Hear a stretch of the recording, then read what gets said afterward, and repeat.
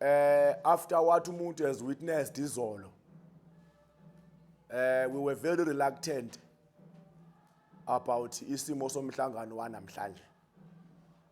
Kodwa ke ngoba nikhona amaqabane siyabonga kakhulu. And the reason of our reluctance was that we got no report. Program yaizolo was announced earlier on the week.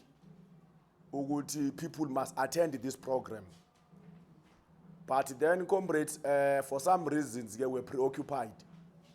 Bagcina bengakwazi ukufinyelela kangangokubalindela kwethu. But however, the program was a great success. Abantu abasha ikakhulukazi who were the target of the program, they were there, and the program was successful. So ngiyasibonga kulabo ke comrade who've made it. Laba bangazange bakwazi sithembe bazokwazi ukuphumelela next time. Now ke umhlangano wethu namhlanje uyimpumelelo. However, comrade is not a true reflection of invitation. Ngiyabonga mina sihlalo ukuthi uyenzile roll call and it proves ukuthi sine ward eyodwa nje epass 4 Phungula zone njengamanje esafuna some serious attention. Angifuni ukuthi ngithi isigwegwe. Nje it just needs our attention. Ngoba kubukeka engazathi sithi sinama ward omkhonto wesizwe nje sinama ward abantu la ukuthi umuntu yena mangabe iinterest yakhe engayiboni ikhaveka akwazi ukukhuza abantu njengeinkomo ukuthi asiyeni ngala asingayi ngala for his own personal reasons. Comrade, we can never build umkhonto wesizwe if we've got that approach in our leadership style. Comrades, I want to take it a bit deeper than a ward representatives. Ngifisa ukubona ama delegates akhona la endlini from different wards. I understand ukuthi kunama delegates wona asakholwa ukuthi akhuzwa kwenye indawo. Because lento yama delegates yasenza sabona the reflection your pass 4 Phungula zone in its entirety. Ukuthi kule ward kukhonani, kule ward kukhonani, kule ward kukhonani. I understand ukuthi kunama delegates ke okulindelekile vele ukuthi angabikhona la ngoba anenkolelo yokuthi wona emhlangano unabizwa abanye abantu. But ngizocela ukuthi nje unobhala weward neward engizombiza manje angitshela ukuthi mangaka ama delegate akhe akhona. Because comrades, there is the item esiyakuyona, it's very serious and an important item agenda dealing with the issue ama delegates. The reason why umuntu wanted to touch base with ama delegates, comrades, it was important ukuthi before we proceed siye kwi date yangomhla ka 19 we converge here sahlangana savumelana ukuthi as much as sibona ukuthi ama clarities nge process esiyakuyona awekho mahle okuningi siyokuthola phambili, but we were mandated by you in this meeting ukuthi we do need to meet sibe nento esizovumelana ngayo as this house sihambe siye kumhla ka 19. Comrade, sikwenzile lokho. Sacela ukuthi mase kufikile ama deployees ankhetha emawadini enu noma nakhethana in their presence emawadini enu. Sawacela wonke ama delegates, sacela nabo sihlalo nonobhala bamawadi ukuthi we need to meet and consolidate the position as per the mandate yalo mhlangano. We did that successfully, comrade. Saphuma nali igama le candidate esithi lona esel deploy kwi region.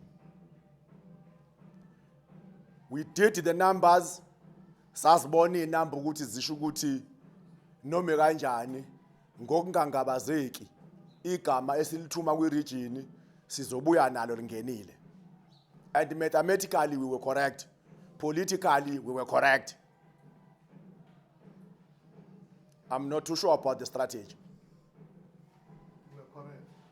Nangu sihlale confirm ukuthi we were correct.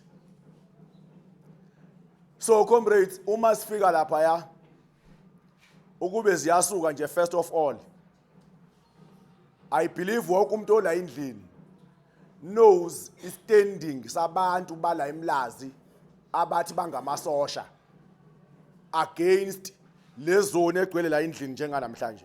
Akekho umuntu ongekho aware ukuthi ihostility yamasosha towards this leadership or these leaders that are here imi kanjani. But when we get there, comrade, sifika i-administration ayenziwa i-organization yenziwa amasosha. As a result, comrade, ama-delegates wethu were compromised because abantu ababe responsible for the-administration kwakungamasosha who decided to do away with the lists ezisendiwe kwi-province zasendwa ku-national ezinamagama ama-candidate ase-pass 4.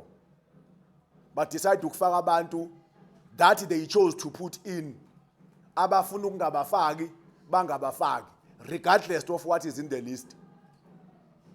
As a result, comrade, uma sekukhethwa ngaphakathi sakhetha noma akhetha wonke amazoni, but we were not able to ngoba eyethi inkinga yayingama credentials ukuthi obani la besokhetha ngabo obani la besokhetha nabo, because ama delegates alapha ngaphakathi endlini akuwona ama delegates akhethwa kukhona ama deployees. Ama delegates akhethwa aphumela eminyango avalelwe eminyango evalelwa amasosha. Umshipheni no Bullet,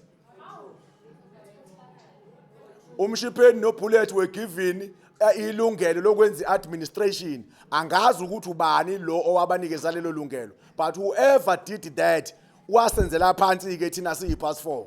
We were never quiet ngendaba yamasosha ukuthi how they've treated us all along. So what were we expecting uma sesiya lapha ya sifike administration yenziwa yibona, and they did exactly that. Ama delegate yethu bawaxosha ekhona elistini bafaka ama delegate angekho elistini.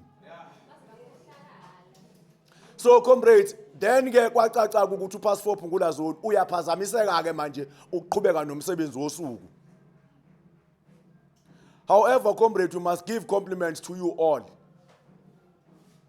The work effort enayifaka lapha ya yenza ukuthi nanamhlanje kube ukuthi we are still having an ongoing issue ngendaba ye deployment ye Pass 4 Phungula Zone kwi region. Otherwise ungabe namhlanje sine deployee engeyona reflection ye will of the members of Umkhonto Wesizwe Pass 4 Phungula Zone.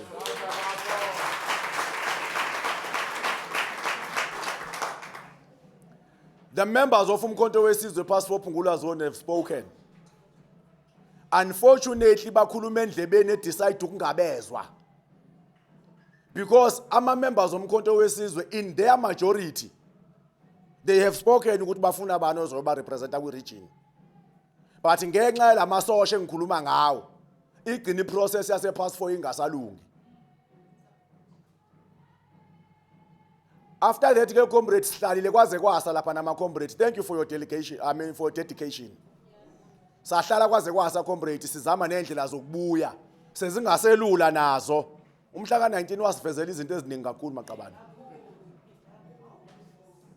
but we've managed sabuya comrade. We then made a follow up kwi province kwacaca ukuthi province nayo ayikakabi nawo amandla agcwele okusilekelela sikwazi ukuqhubekela phambili. However, unobhala we province did make an effort ukuthi sikwazi ukuhlala ngolosithathu, which was umhla ka-22. We've made arrangements, comrade. We've paid for iholo lokuthi kwazi kuyohlala. Saliphuka saqeda. Isikhathi sisinikwe yibona ukuthi isikhathi sine kufanele sikwazi ukuhlangana ngaso. They will send a deployee. Comrades, like I said earlier on, ama numbers ama delegates ayethunywa abantu base Pass 4 okungama comrades ase Pass 4 to express their will, a petty mandate. We clear ukuthi into ezokwenzeka uma sihlala sikhetha kuzokwenzekani. But comrade, for some reason i-deployment eyayikade yenziwe abantu abazofika bezosikhethisa ngolosithathu umhla ka-22 ayifikanga. Okunaloko sithola i-report ethi kunama security threats abawatholile a day before siyohlala. Umbuzo uthi ke thina ke njengoba sidwele la endlini manje yini eyayingenza ukuthi sifonele abaholi sithi kune security threat sibe sazi ukuthi ama numbers asimele kanjani in terms of delegates. So it's obvious ukuthi umuntu ofonile wa raise leyo false alarm ukuthi kune threat lapha ya umuntu owayazi ukuthi won't come emerged lapha la siyakhona. Again indlebe yashuza ukulalela loyo muntu othi kunama threats. Angithi emkhontweni wesizwe kunamasosha. Ayesekuphi la umasosha manje engayingani kogadi deploy lapha mangabe deploy is threatened. Noma kunamasosha okukhwabanisa ama list kuphela. Awekho amasosha okugada ama deploy if they are threatened. But comrades, that's where we are as the past 4 Pungula zone. Now, comrades, we did make a follow-up from uNobhala. Ukuthi uNobhala ke njengoba sowungasafikanga ke ne deploying wasaluthumelanga, what's going to happen? Wathi uNobhala akekho office, mayesefikile office uzobuya kimi to confirm ukuthi what will be the approach going forward. Unfortunately, comrades, for the last 2 weeks or since then, the provincial leadership ibingakasebenzi ngokusemthethweni ngoba nabo babesaphansi kwe period la kungathi ba disbanded in a way. Until recently la kuphume khona ke ama list aseyisho ke i-provincial election team seyiphelele. Now ke comrade into ekhona ukuthi since ke uNobhala siqedile naye noma sigcinile ukukhuluma naye wathi uzofika eoffice abuye kimi akabange sabuya. Ngabe sengimfonela ke ngangabe ngisamthola. Ngabe seke ngimdropela uWhatsApp. uWhatsApp ke unelungelo lokuphendula noma kunini. We hoping ukuthi njengoba sebebuyele office bazosiphendula. But sibese sihlala ke sibonisana ukuthi mhlawumbe kufanele sibuyele kulomhlangano sizosho ukuthi njengamanje we are hanging in the balance ngoba i-provincial leadership nayo kuze kube manje ayikakasilekelele ngalutho ngendlela yaphambili ukuthi what do we do. So this meeting must give us direction ukuthi where to go from here. I think regarding into ye-regional deployment, Comrade Chair, that is all I've got. Sengawu ukuthi ke mhlambe what are the issues of clarity ngokwendlu adingekayo, then umuntu will take a response from there. Thank you very much, Chairperson.